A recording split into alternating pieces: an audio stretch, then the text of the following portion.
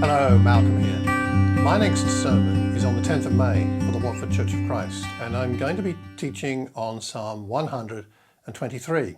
We're going through the Psalms of Ascent, and that's where we will have reached on that Sunday. Let me read it for you, and then I've got some questions. It says this, Psalm 123.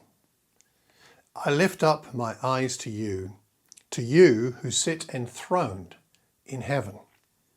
As the eyes of slaves look to the hand of their master, as the eyes of a female slave look to the hand of her mistress, so our eyes look to the Lord our God till he shows us mercy.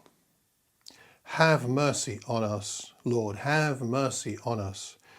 For we have endured no end of contempt. We have endured no end of ridicule from the arrogant, of contempt from the proud. That's the whole psalm, just 4 verses. So here are some questions I would love your feedback on. And I did this a couple of weeks ago for the last sermon I did for Watford, and it really enriched the sermon and what I shared for everybody, that so many of you gave me feedback.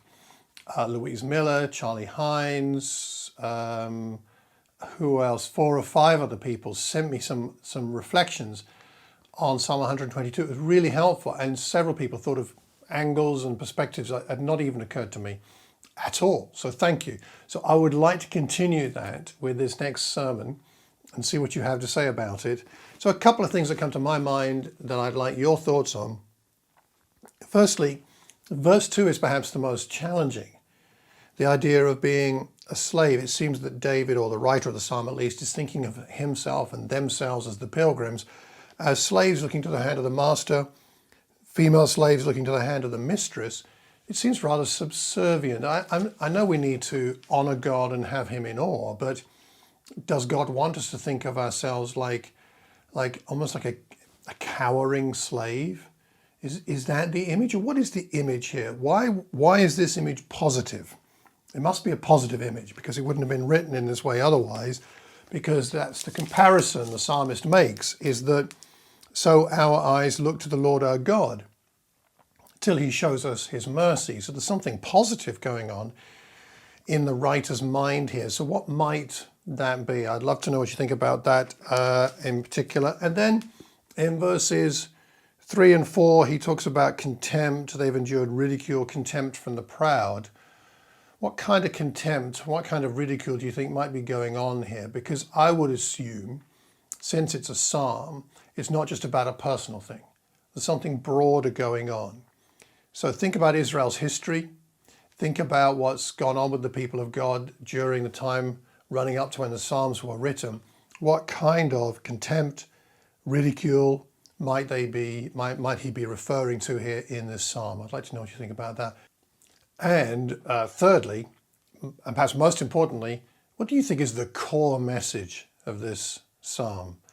The core of what's in these 4 verses. What's the main thing we learn about God, or our relationship with God, from this short psalm, Psalm 123? So I'd love to know what you think. It's a great psalm. Lift up my eyes to you, enthroned in heaven, just like the eyes of a slave look to a master or a mistress, till you show us mercy. Have mercy, have mercy. The mercy is a big theme here. We've endured no end of contempt, endured no end of ridicule. There's contempt from the proud. You and I can relate to a lot of these things. So what do you think is the main point? I'd love to know what you think. Drop me a line. I'm recording this on Thursday, the 30th of April. So I'll post this on Friday, the 1st. I'll be preparing the sermon on Monday, the 4th of May. And so I'd be very grateful if you could send me your thoughts over the weekend. So Friday, Saturday, Sunday, so that I can get them in time for the Monday and digest them and put them into my thinking process, put them into the pot, stir it all around, and hopefully come out with a good lesson. So that's what I would like. Thank you very much for your help. Really appreciate it. Take care and God bless.